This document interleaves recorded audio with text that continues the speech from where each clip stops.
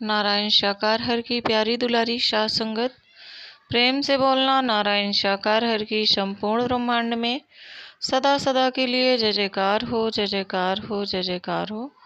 जगत जननी शाकार माँ मातेश्वरी की संपूर्ण ब्रह्मांड में सदा सदा के लिए जय जयकार हो, जय जयकार हो, जय जयकार हो। जगत नारायण सर्वेश्वर नारायण शाकार हरि एवं जगत जननी साकार माँ मातेश्वरी जी के पावन कमल श्री चरणों में हम सभी जीवात्माओं का कोटि कोटि नमन वंदन प्रणाम स्वीकार हो, स्वीकार हो, स्वीकार हो। आप सभी समस्त हरि भक्तों के चरणों में जीवात्मा का कोटि कोटि प्रणाम स्वीकार हो, स्वीकार हो। हरि जी की प्यारी दुलारी साथ संगत जी, एक बार नारायण शाकार हर जी के पास में कई भक्त बैठे हुए थे। उन्होंने अपनी जिज्ञासा जाहिर की, प्रभु से पूछा कि प्रभु, सत्संग करने से यानी कि सत्य का साथ करने से, सत्य के साथ में आने से क्या लाभ प्राप्त होते हैं साथ संगत जी।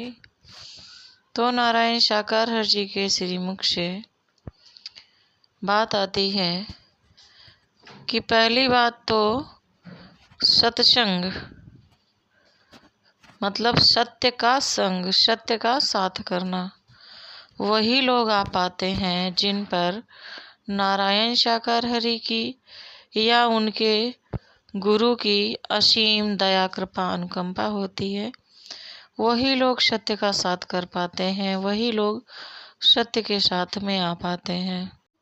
और सत्य के साथ में आने जाने से कर्म कट जाते हैं, कर्मों का बोझ हल्का हो जाता है, क्योंकि उन्हें परमात्मा की रहमत कृपा मिलती है, दया दृष्टि पड़ती है उन पर, इसलिए कर्मों का बोझा कम हो जाता है। हरि जी ने बताया कि एक संत थे, ऐसे ही सवाल उनके शिष्य ने किया।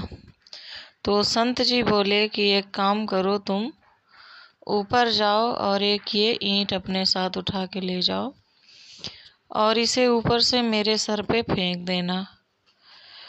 तो वो जो शिष्य था वो बोला हाथ जोड़ के कि प्रभु गुरुदेव, मैं ऐसा बिल्कुल नहीं कर सकता हूँ, क्योंकि उससे आपको बहुत गहरी चोट पड़ेगी, इस वजह से मैं ऐसा कदापि नहीं कर सकता। तो फिर संत जी ने कहा ऐसा करो कि रुई ले लो, इसी ईंट के बराबर रुई ले लो और उसको ऊपर से मेरे ऊपर फेंक दो जाके, ये कर सकते हो? तो शिष्य ने कहा कि हाँ, ये मैं कर सकता हूँ, इससे आपको ज़्यादा हानि नहीं पहुँचेगी। तो संत ने कहा कि सत्य का साथ करने से, सत्संग करने से यही फल मिलता है कि जो गहरी चोट, जो गहरा भार आपके सर पे गिरना है, वजन वही है मगर उसका रूप परिवर्तित हो गया। रुई उसी वजन की गिरेगी लेकिन आपको विशेष हानि नहीं पहुंचेगी। और जबकि अगर एक ठोस ईंट गिरती तो आपका काम भी तमाम हो सकता था। साथ ही हरि जी ने एक वृतांत बताया कि एक बार नारद जी विष्णु भगवान श्री हरि जी से पूछने लगे कि हे प्रभु, हमें सत्संग की महिमा के बारे में बताने का कष्ट करें, बताने की कृपा करें। तो विष्णु जी ने कहा कि आप, ये सामने बरगद का पेड़ है, इसमें एक गिरगिट रहता है, आप जो है उस गिरगिट से सत्संग की महिमा पूछ लें जाके, वो आपको ज़्यादा अच्छे से समझा पाएगा। हरि के वचन मान के नारद जी गिरगिट के पास जाते हैं। वो ऊपर चढ़ा हुआ था।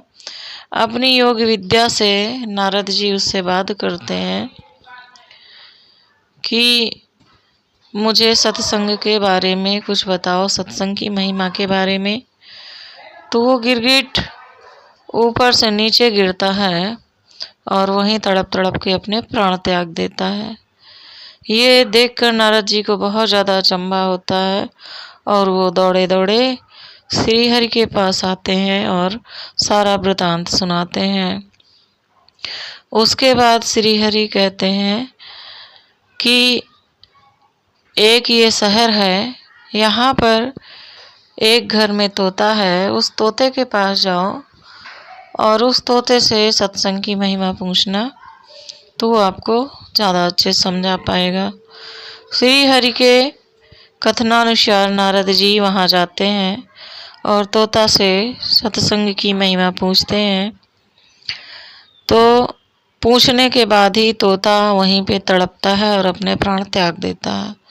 अब तो नारद जी के हाथ पैर फूल गए और दौड़ते दौड़ते श्री हरि के पास पहुँचते हैं, कांपते हुए बोलते हैं, हे प्रभु, मैं जिससे भी पूछ रहा हूँ वो अपने प्राण त्याग रहा है। प्रभु, क्या सत्संग की महिमा यही है कि लोग सत्संग करने से प्राण त्याग देते हैं? और मैं बहुत ज़्यादा भयभीत हूँ प्रभु, क्या सत्यता है आप बताइए। तो श्रीहरि कहते हैं कि एक नगर है, वहाँ का राजा है, उसके यहाँ पुत्र पैदा हुआ है, आप जाइए और उस पुत्र से, उस शिशु से आप सत्संग की महिमा पूछिए, वो आपको समझा देगा। नारद जी कांपने लगते हैं, बोलते हैं, नहीं प्रभु, अब की बार मैं बचने वाला नहीं हूँ, प्राणों से हाथ धो दूंगा मैं, और मैं नहीं जाऊंगा। श्री हरि जी उसे अभय वरदान देते हैं और कहते हैं कि अब की बार ऐसा कुछ नहीं होगा और तुम जाओ, तुम्हें अपने प्रश्न का, जिज्ञासा का उत्तर अवश्य मिलेगा। तो साधु संगत जी, नारद जी हरि के वचन मान करके उस नगर में पहुंचते हैं और राजा के यहाँ जाते हैं। राजा बहुत मान सम्मान करते हैं, उनका स्वागत करते हैं। नारद जी डरते डरते अपनी जिज्ञासा बताते हैं कि हमें आपको शिशु को देखने की इच्छा है। ये उनकी पहली संतान थी जो बहुत दिनों के बाद जन्म हुआ था उस संतान का। डरते डरते नारद जी बोलते हैं। तो राजा अपने शिशु के पास में, अपने पुत्र के पास में नारद जी को लेकर के पहुंचते हैं। नारद जी डरते डरते अपनी योग विद्या से शिशु से बात करते हैं और कहते हैं कि मेरी जिज्ञासा शांत करें, मुझे कृपया सत्संग का महत्व बताएं। तो वो शिशु हंसता है और कहता है कि आप मेरे पास खड़े हैं, आप मेरे साथ खड़े हैं, यही सत्संग का विशेष महत्व है। नारद जी कुछ समझ नहीं पाते हैं, बोलते हैं क्या तात्पर्य है।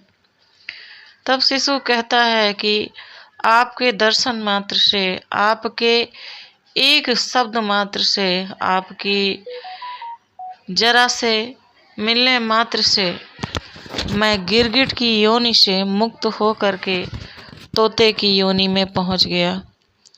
और जब आप तोते की योनि में मेरे पास पहुँचे और जैसे ही मैंने आपके दर्शन किए, एक वाणी आपकी सुनी, जरा सी मेरे कानों में पड़ी, तो मैं उससे भी मुक्त हो गया और मेरा कल्याण हो गया और आज मैं मानव तन में यहाँ पर आ गया हूँ। ये सब आपके साथ की महिमा है, आपके संग की महिमा है। अगर केवल आपकी जरा सी वाणी, जरा सा साथ और जरा से दर्शनों से मैं अपने 84 लाख योनियों से मुक्त हो करके इतनी जल्दी मानव तन की योनि में आ गया हूँ, तो आप समझिए कि जो सत्संग करते हैं, जो सत्य का साथ करते हैं, उनके लिए कितना बड़ा महत्व है। वो लोग अपने जीवन को सफल बना सकते हैं। तो प्यारी दुलारी साध संगत जी, कहने का तात्पर्य यही है कि आप लोग जितना ज़्यादा ज़्यादा नारायण साकार हर जी का सत्य का साथ कर पाएँ उतना करें। हमारे कर्मों की मार भी कम हो जाएगी और नारायण साकार हर जी की दया रहमत से हम आप जरूर नारायण साकार हर जी के श्री चरणों में स्थान पा सकेंगे। ऐसी नारायण साकार हर जी से बारंबार विनती प्रार्थना है। अगर आपको ये प्रसंग पसंद आया हो तो कृपया लाइक करें, कमेंट करें और शेयर भी करें। प्रेम से बोलना नारायण साकार हर की संपूर्ण ब्रह्मांड में सदा सदा के लिए जय जयकार हो, जय जयकार हो। साकार जगत जननी मैया की संपूर्ण ब्रह्मांड में सदा सदा के लिए जय जयकार हो, जय जयकार हो। आप समस्त हरि भक्तों के चरणों में जीवात्मा का कोटि कोटि प्रणाम।